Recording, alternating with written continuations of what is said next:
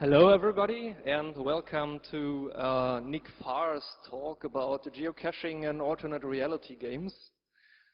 A talk that will take role-playing games to a whole new level, I think. Have fun. All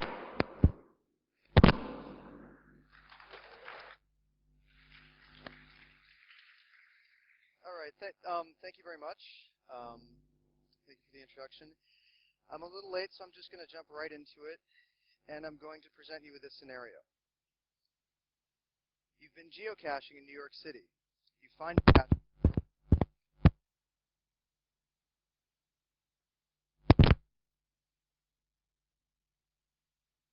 Testing, 1, 2, hello?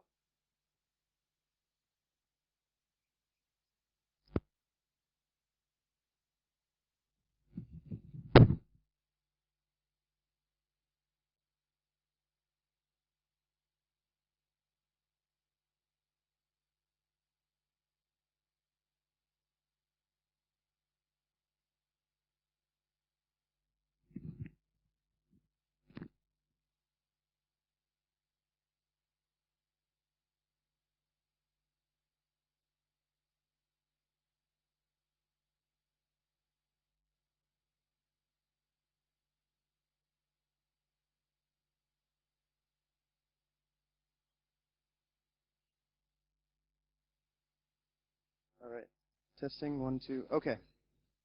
I think, we're good? Okay, we're good. Let's give a round of applause for the angels. They work very, very hard to make sure that we have a very, very nice camp experience. Okay, so getting back to this. You've been geocaching in New York. You find, instead of, the typical little treasure that you find in a cache that you would have to replace, you find a mysterious message.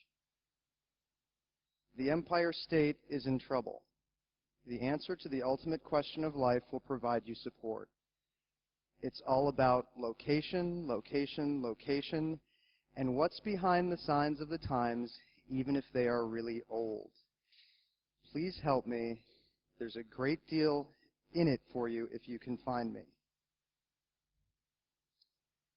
So did you guys caught that? I also apologize. I realize that a lot of what's being referred to in here is very North American centric, but just try to think about it a little bit creatively. Think about what this scenario might be referring to. Try to sort of look into it a little bit and think creatively. This is one of the core things behind geocaching and ARGs is that they force players to think in ways that they don't normally think about things in their real life. They're hacking the real world. But I was told that I should probably do a little bit of an introduction as to what these two things are. Geocaching is the process of finding a cache, some kind of treasure or interesting object. Typically the way this is done is you have a GPS receiver and you have a set of coordinates. Using the GPS receiver, you navigate your way to this set of coordinates, and once you're there, you either have to look around in your surroundings, search the area reasonably well, or use the clues found online where you got the coordinates to locate the cache. And then traditionally you would either take something from the cache, a little present there, and have a present ready to leave for the next person who finds the cache. Some caches are merely just a logbook stored in a waterproof box. And then once you find the cache, you write about it, you blog about it, you record, I was here on such and such a date in the logbook, or online you say, well, I found this cache, and when I found this cache, it was in such and such a place, and this was, these are the clues that I used to find it, and then I have changed it in such a way so that now you have a new riddle in order to find what's in the cache, even though it's at the same place in physical space. Geocaching's origins probably are best traced to the Victorian practice of letterboxing, where people would have a stamp and an ink pad, and they would go about trying to find letters in boxes, very similar to geocaching. And then once they found these letters in the boxes, they would either take a letter, write a new letter, they might stamp a book that was there in that geocache. It's very, very similar, and a lot of people don't realize this, that the practice of geocaching, even though it's very, very new, It dates back to when GPS was unlocked and so that everybody could get exact coordinates using a GPS system. The practice of going out in the real world and finding these caches is actually very old. Uh-oh. That slide got messed up. I apologize for that. This will probably become apparent during the course of the presentation, but the USB key that I had my presentation on, I accidentally loaned to someone earlier today, and now I can't find them. But continuing on, what is an alternate reality game? I was told that this is something that a lot of you might not be completely aware of. And the definition of what an alternate reality game is can either be viewed very broadly or viewed very narrowly. I'm going to define, for the purposes of this presentation, an alternative reality game as meeting 3 sets of criteria. 1, a crisis is presented to the player. This could be something as simple as, World Without Oil, where the game master presented just a set of information, gas prices are rising, and availability in certain areas is limited, or throughout the country, or things like that. In an ARG, the player must participate in the game through the course of gameplay as if the crisis was real. That's really the only way that an ARG works, is if the player is playing the game as if what was happening in the game is actually happening in real life. The third thing, and this is sort of a point of a lot of debate when you're trying to define ARGs, is that a puppet master, somebody who thought about the game or who thought about the origins of the game, the initial crisis, the initial course of gameplay as it goes on, has to initiate it. This could be as simple as dropping a postcard to someone that's very cryptic, that reveals the next portion of the game which the puppet master might have set up. Beyond that, ARGs can take lives of their own. The players can become the puppet masters. And another criteria that's here is, and this is actually a course of debate, you could say that ARGs follow this, you might say not, is that the game has to be interruptible. There's a term in ARGs called an ARG jacker, which is that somebody who's not the puppet master or actively involved in the play of the game can just come in and either confuse the puppet master as to what the player is doing, or confuse the player as to what the puppet master is doing, or confuse both of them entirely. Okay, I realize I'm talking very fast. Any questions to this point? Anything that's not tremendously clear? Yes?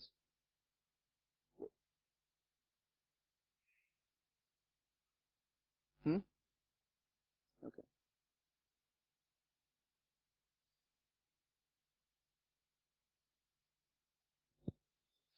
But the question he asked is, why must the ARG be interruptible?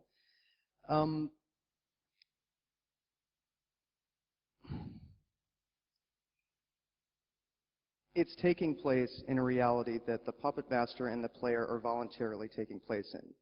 Just as what happens in reality, you never know what the next step is. You never know what the next solution is. You never know what is coming up. You have to play as the game is proceeding. As opposed to normal RPGs or normal things that I wouldn't call ARGs, the next path in the process of gameplay is usually predeterminable to a certain extent. That even though that there are many, many, many, billions of possibilities in a chess game, everything is very finite. There's a certain set of rules. The pieces on the board move in a certain way, and that they can't move in any other way or it wrecks the course of gameplay. Those kind of limitations, I feel, are not present in what you truly call an ARG.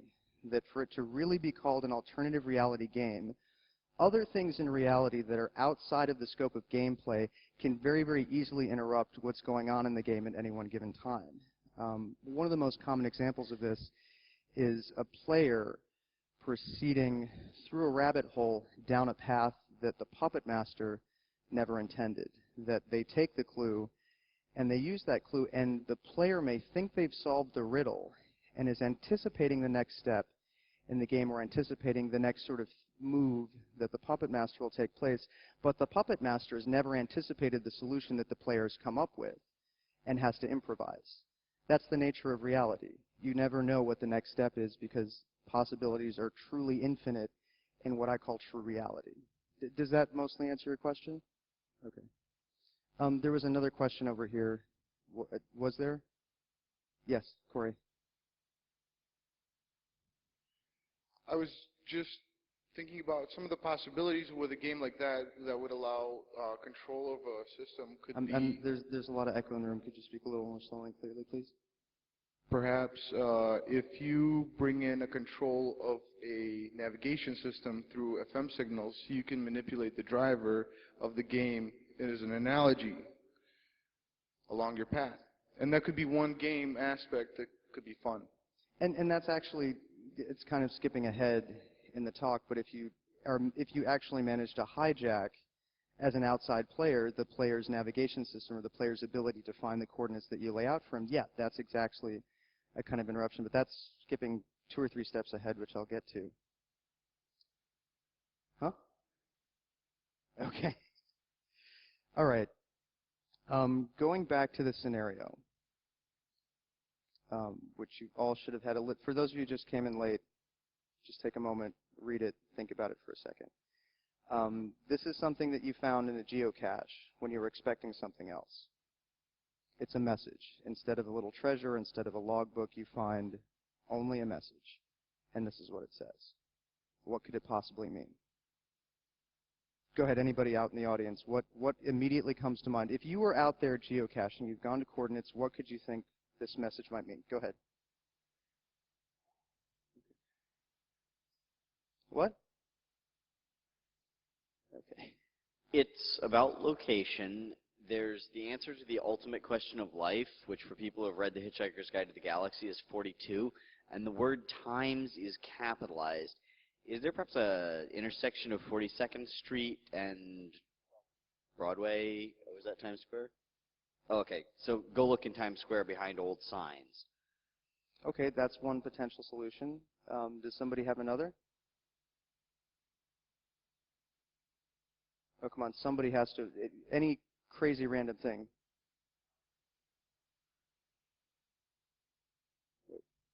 Go to the top of the Empire State Building, look at old signs, see what is directly behind them. Maybe there's a location thing right from that perspective behind something there. Okay, that's one potential solution. Did we have another one? What we let somebody else in the audience get a chance. Anybody?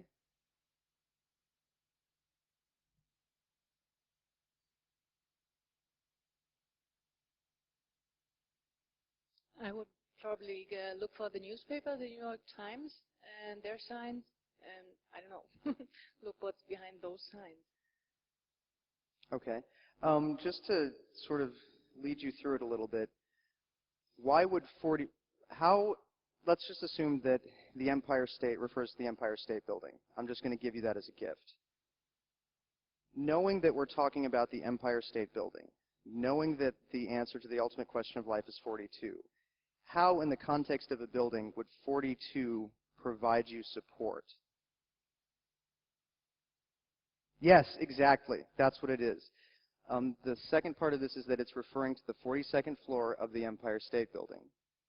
Third part, and this gets a lot more difficult. Knowing now that you're on the 42nd story of the Empire State Building, and what could the third paragraph be talking about? And note that the fact that times is capitalized is actually important to solving this puzzle.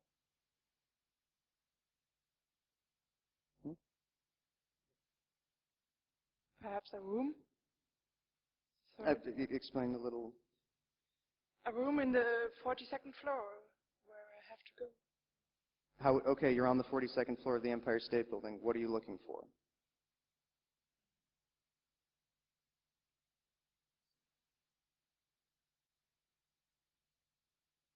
Anybody? This is an actual geocache turned ARG. You're on the 42nd floor of the Empire State Building. What are you looking for? Go ahead. Yeah, back there. Yeah. I'm going to make this room angel run all over the room tonight.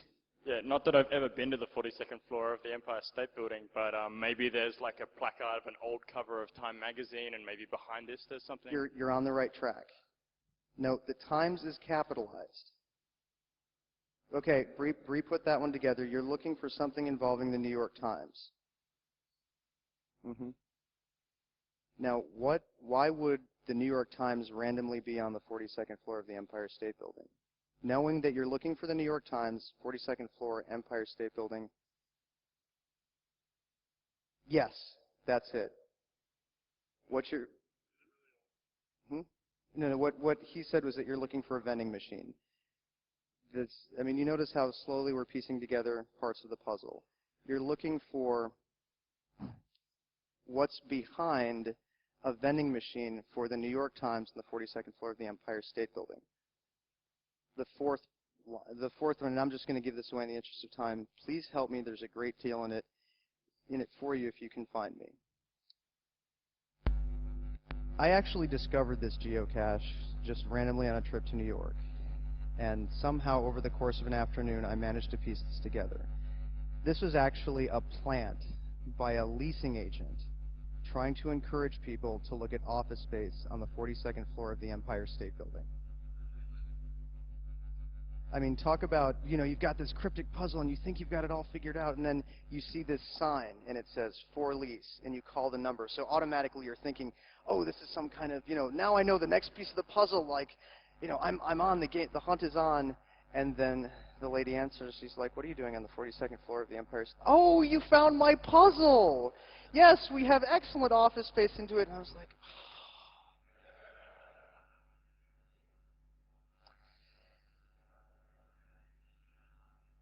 And that's true. The most predominant way that ARGs are used is product placement. This is how ARGs came to be defined. Yeah, so in a way, that particular little deception there is just them cutting to the chase. Like, rather than going through and playing the whole I Love Bees thing, they just go, hey, buy Halo. Right, and exactly. Sometimes this is really, really annoying when ARGs are used purely for product placement purposes. But sometimes it's very exciting. I don't know if any of you are fans of the TV show Lost, but a lot of things in Lost, just the narrative of the story, which is inherently very confusing, presents many puzzles to the passive viewer. Sort of things like, what is the Dharma Initiative? What does it stand for? Why are these people, on this island? What's the hatch? All of these things. A lot of things that were implanted in the series, this television show Lost, were revealed through playing the online ARG, The Lost Experience. If you're looking for more information on this, I encourage you to look at a wiki called Lostopedia, which strings out all of the information, all of the little clues that were embedded. Huh? Oh, Lostopedia, right? Lostopedia.org. It's a wiki that basically covers all of the episodes of the TV show Lost and everything that was revealed throughout the course of the Lost Experience. And if you read through all of the articles and read about the gameplay of the Lost Experience, you know that the people who were behind that particular ARG, which involved a very strong puppet master and many, many players trying to figure out the puzzles and the riddles and the random little bits that the puppet master was throwing out to them, that throughout the course of the game you actually ended up learning a lot more about the series, so that when different clues were thrown out throughout watching the series, having played the Lost Experience, you had a special insight into that particular narrative that those who didn't play the ARG didn't have. But leading more into the subject of my talk, what I'm more looking at in ARGs is simulating world problems. World Without Oil, what I mentioned earlier. World Without Oil was a very, very simple... Huh? What? Okay. World Without Oil was an ARG where the puppet master, you had a very, very strong puppet master and many, many players throughout the world. The puppet master threw out a certain set of information. The world is in a global oil crisis. Players were judged and rated based on how well they were able to simulate that global oil crisis in what they were writing on their blogs, which was purely fiction, but the players were writing it from the perspective that the assumptions that the puppet master threw out there were happening in real life. And these ARGs tend to burn out a little bit because the biases of the puppet master become readily apparent after playing a few dozen iterations of the game. But the United States military has been playing ARGs for a very, very long time, and that people who are playing those games must assume as a course of their training that the parameters that are being set out for them by the puppet master are real, and that they have to react, and that the puppet master in military simulations is always pulling random variables. Things that the players have come to rely upon in their training are now just suddenly gone. And they have to in order to provide better training for simulating things like terrorist attacks, or simulating things like network outages, for simulating critical infrastructure problems. That's what the nature of terrorism is. It's not a conventional warfare between two massive armies. The terrorist doesn't play by rules of any kind of warfare. And the United States military is slowly realizing that in order to properly defend the United States, they can't train people they can't train people to respond to conventional military conflicts. They have to train everybody, straight from the lowest private on the totem pole all the way up through their admirals and generals, how to respond to things and how to respond to different ways, and to figure out the talents that people have when what they've been trained to do and what they've been trained to rely upon just isn't there anymore. Another interesting game, and this also goes to the point that there are many, many people, in the United States that are just setting up little tiny ARGs for themselves.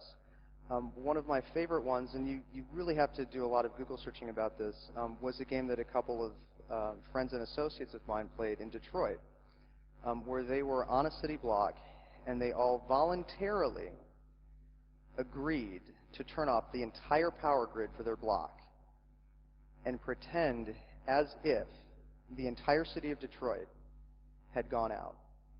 How would they survive with absolutely no power? What sorts of things would happen without power? How would their neighbors respond to each other? How would they survive? Knowing that everything in their world is dependent on having that electricity source.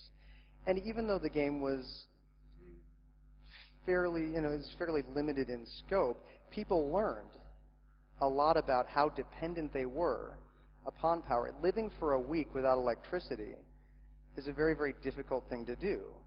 And most people in the United States have never had to live for a week without electricity. But now, having lived through that experience, everybody on that block who participated in that ARG is much more prepared to find out what happens when they lose power.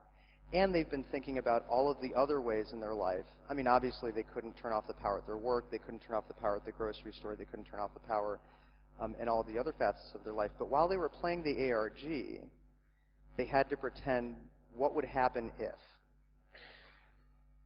Another way ARGs are used is to play, little harmless pranks on people. And I warn that these sorts of things tend to go horribly awry. Just in the hack scene, one of the most popular things that Detroit hackers used to do to each other, in the years prior to 9/11, was call their friend up, panicked and random, saying that, "Oh my God, the feds have been carrying out all of my boxes. I just saw them in the elevator lobby, and they're walking out, and I don't know what to do, and I'll call you back. Bye." That's an ARG. You, at that point, become the puppet master. You've presented a crisis to the player, and the player begins playing at that point, assuming that the crisis that you presented to them is real. Now, initially when people started doing this to each other, people started getting really scared and fleeing to Canada and hiring attorneys and doing all of these other things, not realizing that the game was a prank. But after a while, different hackers in the Detroit scene would present similar crises to that. My box in my data center is just gone. It's not there. I can't find it. I don't know what to do. And when you present those kinds of scenarios, and sometimes people would take the game a little bit too far, then they would actually physically remove somebody's server from a server farm and just carry it home. I mean, obviously having responsibly shut it down and everything like that. But, right.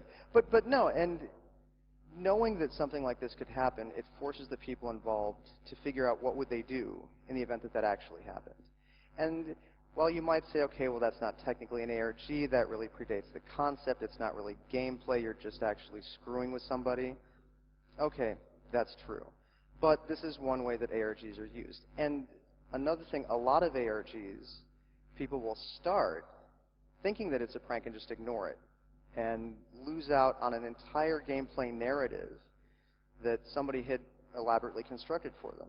And that's another facet of ARGs, is that the puppet master is not always entirely in control. The puppet master has to lead the player to a certain extent, but it's not really an ARG unless the player is leading the puppet master as well. Wait, stop. Okay. We're actually recording this, so people will get the question, won't get the question later. At the beginning, it was just a meta question about whether I can ask a question. That doesn't need to be on tape.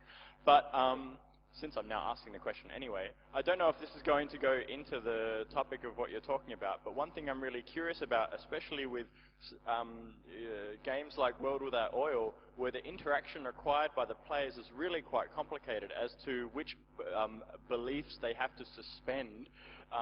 Like even complicated rules such as knowing that they have to blog about what they're doing and how they'd be rated. Exactly how do they coax players into doing this? I mean, it's easy if you call someone up and say, I've been arrested by the feds, and hang up. I mean, you immediately involve the person in it. But with a lot of these other ARGs, there's this whole unspoken framework that the person just has to, or the player has to magically fit into. And I'm always curious, how exactly do they get people to fit into that framework somehow? In the context of World Without Oil, it was reasonably well announced ahead of time that, okay, this is an ARG, it's being set up a certain way, this is how players are going to be rated. And then players, I mean, another good portion of this is World Without Oil was timed specifically to coincide with what was the beginning of an oil shock. You know, the post-Katrina, rise in gas prices and the supply crunch in the United States. And that affected people's lives to a limited extent. You know, the price of gas went up. What the ARG did was took that real crisis and just took it to the next level. And that there are many different ways that puppet masters will play with real-life things and use events happening in reality, but just merely extend them for the benefit of the player. And it's the player's responsibility to follow the puppet master through that. Getting back to when ARGs fail, going back to the first example, when the product promotion aspect of the game is revealed, it's an incredible letdown. If you've ever been roped into one of those, and it's actually, unfortunately, becoming a lot more common in geocaching, that people are starting to use this for marketing purposes. And it's a sad thing, but that's probably what I would say in my experience and my research is the #1 reason why an ARG will just fall flat on its face.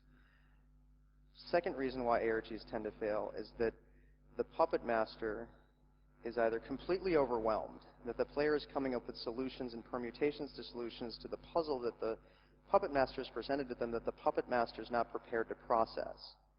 That while the puppet master is trying to lead people sort of through a narrative, they have to think just as quickly as the player when the player presents new and interesting solutions. And occasionally, ARGs fail because the puppet master will present something that the player just doesn't bite with, or the puppet master will present a really great bit of information necessary to the course of the game that the player ignores. And if the puppet master hasn't compensated effectively for the failure of the player to process that one piece, that tends to ruin the entire narrative. The puppet master doesn't know how to recover from that, and the whole thing falls apart. Another reason, and World Without Oil, if it had continued much longer, would have suffered from the problem of fatigue, is that it doesn't matter whether you're playing slot machines in Las Vegas, whether you're playing a game of chess, whether you're playing ARGs. A player will always become uninterested if there's no payoff. The reason that email is so popular and that people constantly check their emails because it's that constant feedback mechanism. You hit, check mail, or you're watching your email, or you'll be notified that a new email comes in. Oh, new email. Okay, I got to look at that. I got to answer that. That's a payoff mechanism. And just like in any game, there has to be something rewarding to the player at some extent to keep the player interested. And psychologists have sort of argued that this is one of the reasons why massively multiplayer online role-playing games are so popular, is because the player is always constantly trying to level and is always trying to reach that next level. And it's always, it gets progressively harder for players to level. The challenges get much harder. The time between leveling up gets harder. But the player is always seeking that next level up. And that once players have reached that next level up, unless there's another set of complicated things to do for the player to be rewarded, then the player loses interest in the game. And of course, leading back to the Detroit example, ARGs tend to fail when the players forget the fact that they're playing a game or that they're presented with a riddle, and they actually believe what is happening is real. Going back to geocaching, and now that I've sort of led you through ARGs and a lot of the difficult things that players need to figure out when they're playing ARGs, to sort of merge the two, a lot of the more challenging geocaching locations follow one of these categories. One, the cache that you're looking for is lying entirely in plain sight. There have been many times that I've been searching and searching through grass and through bushes and making sure that I had the coordinates right, not realizing that the actual cache was a physical object. And that the point of it was to discover this physical object and discover some writing on this object that led me to the next thing that I was supposed to be looking for. When people use historical markers as geocaching locations, which actually isn't incredibly common anymore, which goes back to the whole payoff reason. When somebody realizes that the geocache that they're supposed to find is merely a historical marker that in essence has some clue that sort of leads you to the next thing that you're supposed to go looking for, where the actual cache of the prize is, people just say, oh, okay, well, I found a historical marker. This is a boring cache. I'm going to go on to something else. But those are fun when you really start looking for them and getting into them. Another difficult problem is when the cache is indoors. And if you've been geocaching for a while, you know exactly which way to go and how many seconds and how many things like that you have to move in any one particular direction to reach the cache. When you're indoors, typically you don't have GPS access. You don't exactly know in coordinate space where you are. And that's really fun. When you're looking through a building, a public space, and you're trying to find this cache and trying to think, okay, well, did I walk 50 feet this way, and then do I have to walk 40 feet that way, and you're carrying your calculator with you, and you're trying to be at the exact spot inside this large public building where the cache is an interesting challenge for players. Another thing, if anybody has ever gone geocaching underwater, the cache location could be anywhere, in many, many different depths. And there are many, many different kinds. And scuba divers are actually really, really getting into geocaching this way right now, because the cache itself might not always be at the bottom. Sometimes the cache is stuck underneath a buoy that's fixed in place. And you have to find it, and then you have to go through the whole process of doing that. And it's very, very difficult geocaching underwater when you're trying to find the exact space in this lake, and then you end up swimming around and looking for clues and looking for different things in the environment, or digging really, really deep through muck in a lake to try to find this cache. And of course, every person who finds the cache merely buries it deeper and deeper and deeper into the lake muck. Skyscrapers are another example. When you're given a coordinate space, it could be any one of 90 different floors. What do? You have to look more in the embedded clues, which I'm going to argue later, is leading geocaching and ARGs to sort of merge into one style of gameplay. Another thing, and this went back to the whole Empire State Building example. Oftentimes, the cache location is not in a perfectly open public space. Sometimes you actually have to social engineer people into believing that even though you have a perfect right to be there under a certain set of assumptions, you have to convince whoever that gatekeeper is that you are operating under that set of assumptions and that you're allowed to be there in order to access the location of the cache. A real popular thing in geocaching right now is to give people the location of an office or a gift shop or something like that, where once you've reached the location, you're presented with a person. And you have to do or say something and get the actual physical cache from that person wherever they are. Another reason that I think geocaching and ARGs are tending to merge is that all the cache is a clue, which you have to replace. The clue may lead you to another geocache that's nearby. It may lead you looking for office space in Midtown Manhattan when you really didn't want to be. Parallels, difficult ARGs. The rabbit hole, the hook for the player, is difficult to deliver. This leads back to the whole postcard example. When you just drop a postcard on somebody and they look at it and they read it and they think, okay, this thing's addressed to me and it's kind of a puzzle, but I don't have time for this. A lot of difficult ARGs involve a rabbit hole that's sort of difficult to decipher, that the player may not have the patience to try to figure out in order to get to the next point in the game. The curtain is difficult to sustain. That's that fine line between the puppet master and the player, that if there's too much interaction between the puppet master and the player, it leads to a very, very interesting ARG, but it's difficult both for the puppet master and the player, obviously.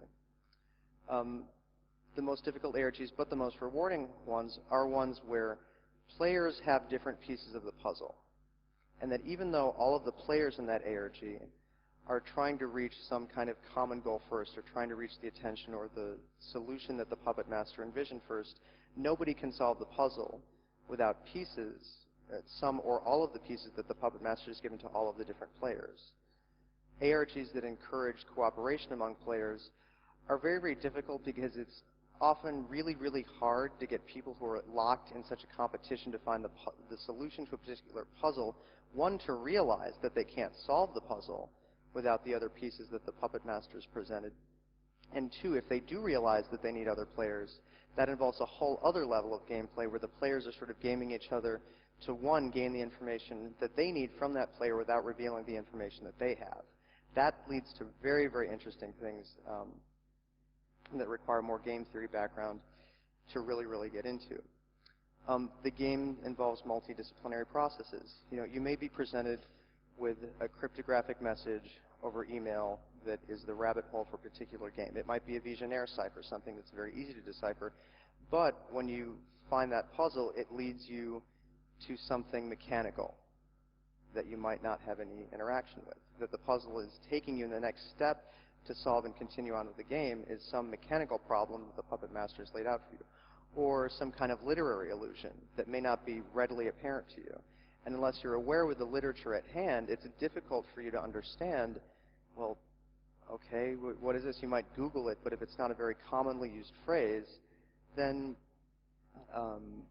without that literary background, you might not be able to proceed along with the game. And this is where I think ARGs are going to be really interesting and really headed, is when it makes players go way, way outside of what their knowledge base is and encourages players to interact with non-players in order to get the information that they need to proceed with the next part of the puzzle.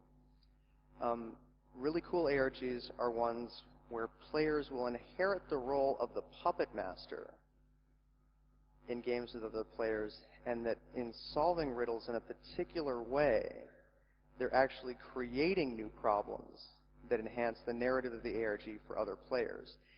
This I've seen in a couple of ARGs that have failed, but the prospect of it is interesting. An ARG is a relatively new phenomenon, and I think that the player space for ARGs is going to eventually figure this out and figure out how to do it. That when players inherit the puppet master role and keep passing the puppet master role on and on and on and on, and when they've received their payoff and they realize, okay, well, I'm building the game, and I'm realized now that I've been the puppet master for a while, and that I'm leading it, and that I'm leading other players through things, we'll start to see the first really, truly self-sustaining ARGs. I don't think it's going to happen anytime very soon, but it's definitely on the horizon. Another really difficult thing about ARGs, especially as people get increasingly busier and busier and busier with their lives, are ones where the solution to the puzzle is time dependent. Where if you don't reach that certain location or you don't reach that certain thing in time, that the solution, the key, the whatever that you need to proceed disappears. That's another interesting facet. Really, really fast-paced ARGs is something that people are starting to play with now, and that I think is really exciting. Now, getting to the real heart of the talk, the intersection of the two. Like I said before, a lot of what's going on in geocaching are little clues. Now, this has sort of been happening for a little while, where you might have a trail of 12, 15, 20 different geocaches, where every time you find the cache and get a new set of coordinates or get a new thing to look for, in the immediate environment just leads you to another cache that leads you to another clue. This is a lot of fun.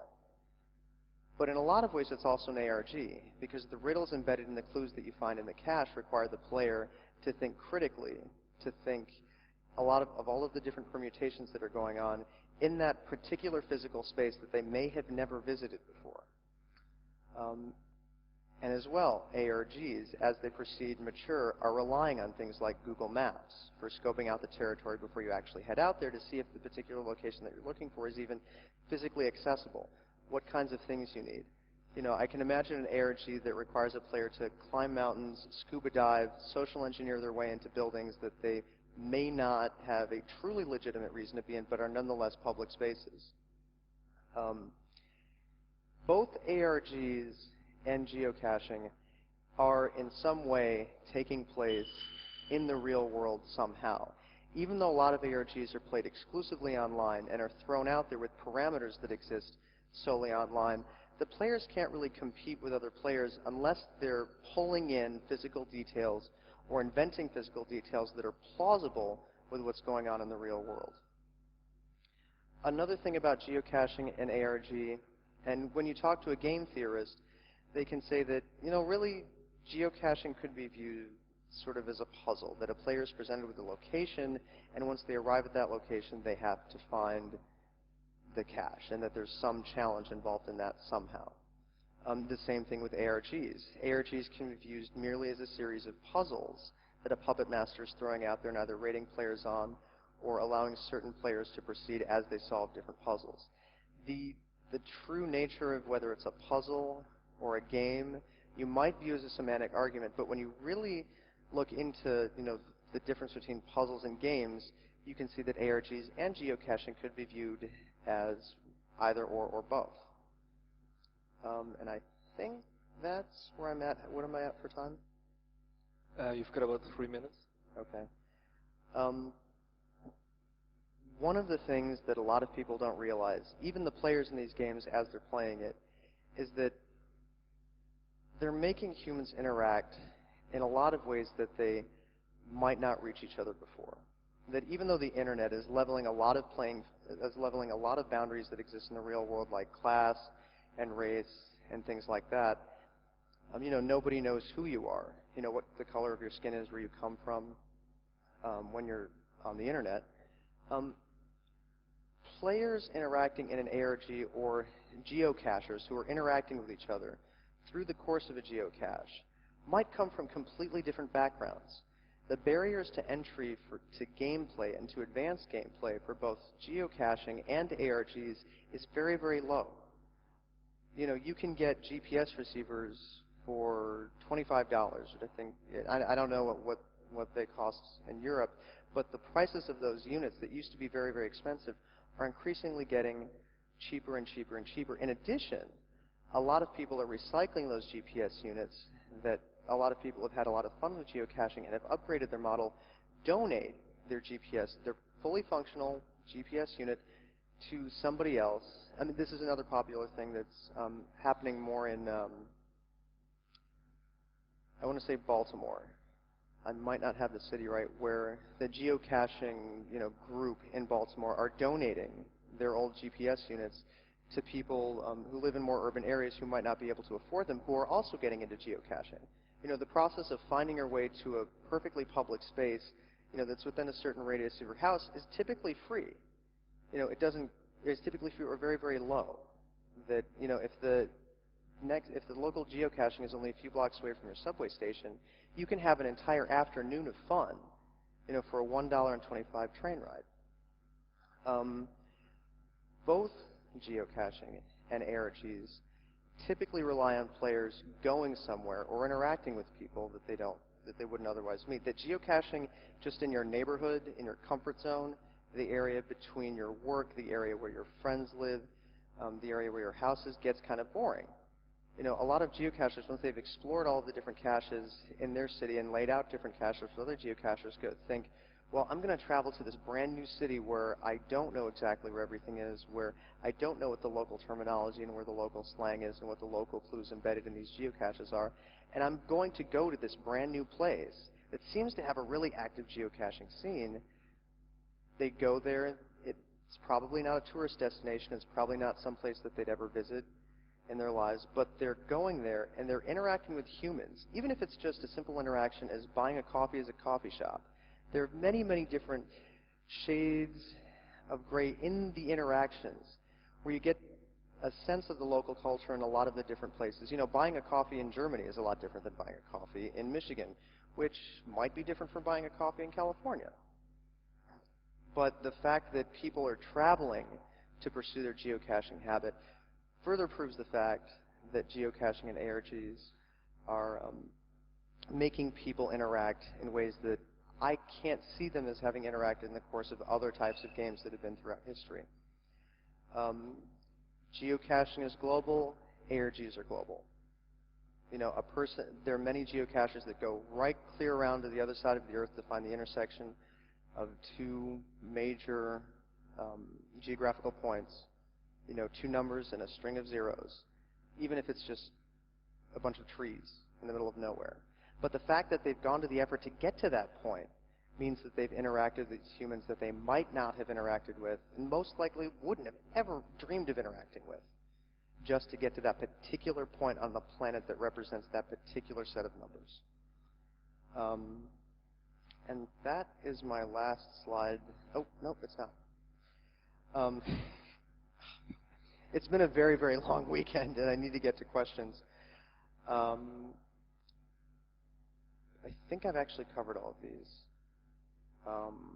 You know, the most interesting ARGs that are being played involve geocaching. The most interesting geocaching involves some form of gameplay that you might even be able to call an ARG. And the skills required for both of those things are emerging.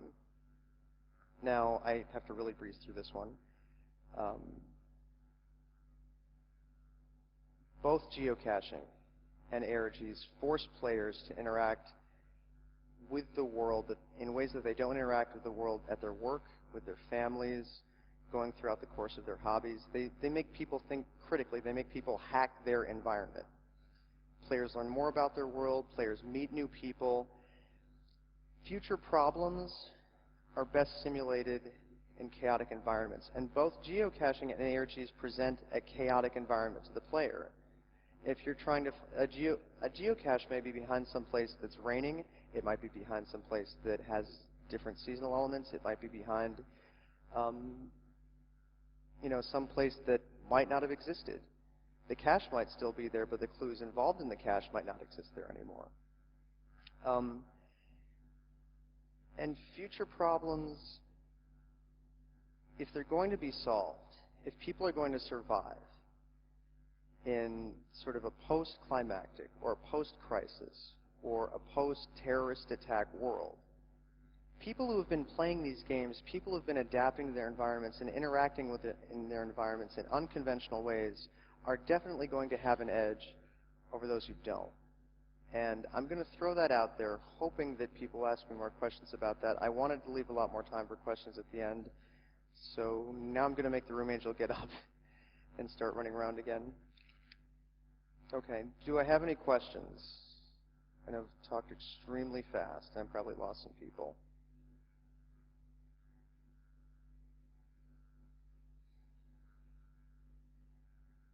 Okay, just two things, because you kind of asked for it. When you're talking about these, the barriers that aren't there, I mean, geographical, it's right there in the name. And you talk about travel, but this definitely invokes a whole bunch of other social barriers for some people. But it's not really an important issue, but I just wanted to mention that.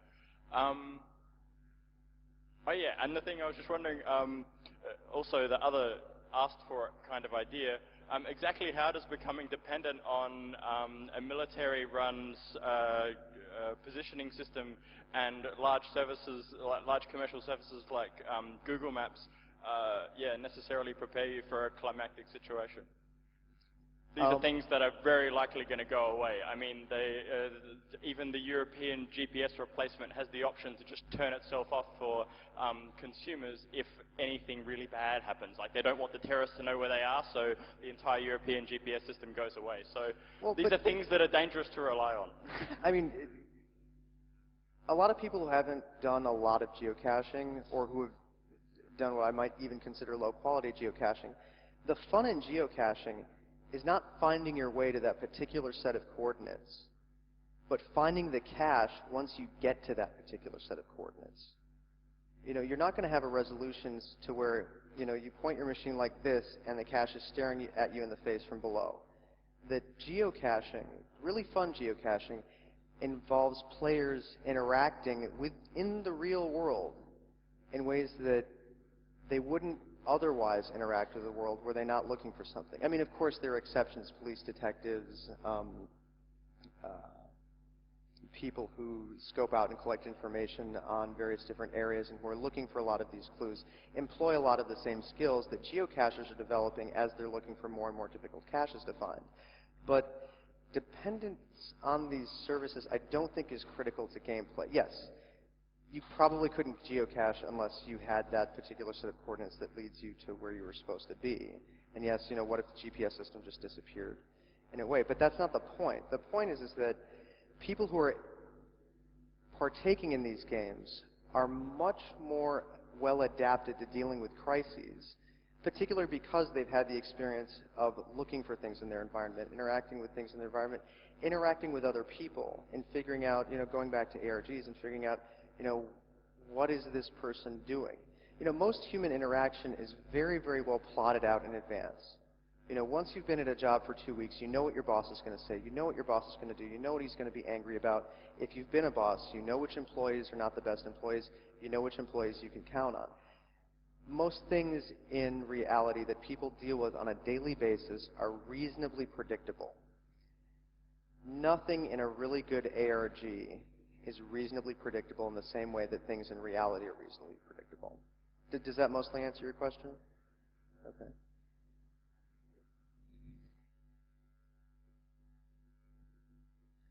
Could you address potential legal issues of running an ARG? For example, what happens if you manage to convince a sufficient part of the population that someone who never existed in the first place has been killed and placed in a shallow grave in the desert? I mean, that's something that will involve real police and real investigators trying to find someone who's fake. Don't play ARGs where people have to die. I mean, yeah, there are potential legal issues, but these are things that, you know, just involve a certain modicum of common sense. You know, a lot of the stuff that friends of mine were doing in Detroit didn't involve a whole lot of common sense. You know, trying to convince your friends that you've been busted and then phrasing your message in a way leading your friend to believe that they're next is not necessarily a responsible thing to do. But when everybody's in on it, when everybody kind of knows in the back of their mind that there's a slight chance that they may or may not be busted, but they have to act as if they were being busted, that's fun. When there's a certain suspension of disbelief and you're playing and you're actively involved in the narrative of the game, you get that same adrenaline rush, or at least a facsimile of that adrenaline rush that is real enough to prepare you for when the real thing happens. But as far as the particular legal issues go, you know, just like anything else in life, don't be stupid. I mean, I hate to put it that bluntly, but, you know, you can get into legal trouble for walking your dog down the street somehow, you know, which is not a traditionally hard thing to do. And yes, ARGs, geocaching, things like that. If you intentionally place a geocache that requires a person to actually trespass on a property, then that's not being very responsible. That's not playing by the rules of that. But if you involve, you know, if you lay a cache somewhere where you have to have at least a plausible story to get behind there, that whether or not it's true is of no consequence to the property owner, that's fun. And you have to use discretion and you have to use common sense with all of these different things.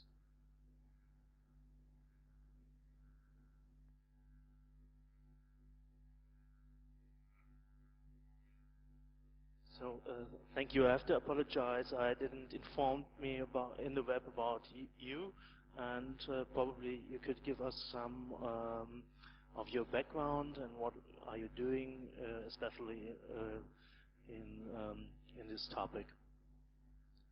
Could you repeat this question? I didn't really hear it very well. So could you introduce yourself? Are you developing ARGs? Are you doing researches? Or because Just it's a personal well, just a little bit about, I mean, I gave you my background of when we were sort of playing ARGs, at least games that fit the rules of how ARGs are played now, back when I was in college in Ann Arbor, which is near Detroit, in the state of Michigan in the United States.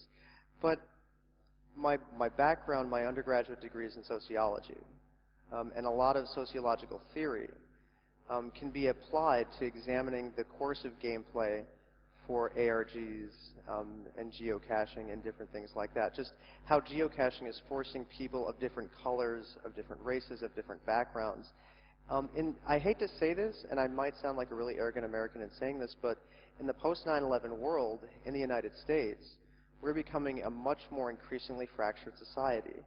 And I know this is true in Europe, as people are migrating, as people are free to move from places that they were previously restricted to, and you see people undercutting people who are, natives of that land in terms of labor, in terms of services, or in terms of different things like that. People tend to retreat back into their camps. People who are French stay and, in order to regain some sense of the control that they're losing by becoming a part of the European Union, are hiding behind their Frenchness. Or people who are German, are much more likely to say, oh, well, we're German and we do things a particular way. They're much more likely to hide behind things which, when you really, really look at it, are more artificial and arbitrary differences. Which is why, and this is the sort of thing that I studied in school when I was in my undergraduate degree. And now I'm an accountant. I'm the treasurer of the Hacker Foundation. We're trying to do a lot of different things to sort of unite the global hacker community. And I don't really get a chance to use a lot of the skills and a lot of the tools and the practices that are purely part of my sociology degree, except when I'm looking and studying things like ARGs and geocaching. And both of these things are really fun things to do. And it's fun to think of, how these sorts of things are really changing the world of those who play these particular games. And it's my true belief that it's not too long where the difference between ARGs and geocaching is going to become as arbitrary as the difference between geocaching and letterboxing. And yes, there is still an active letterboxing scene out there. People who go out and find these different places and go through clues just without a GPS receiver. I think I'm out of time and I have to go. I'll be right outside answering any other questions. Thank you for bearing with me. I'm sorry I was late. And please come visit Camp Anaconda. It's really great, and I'll talk to you soon. Thank you.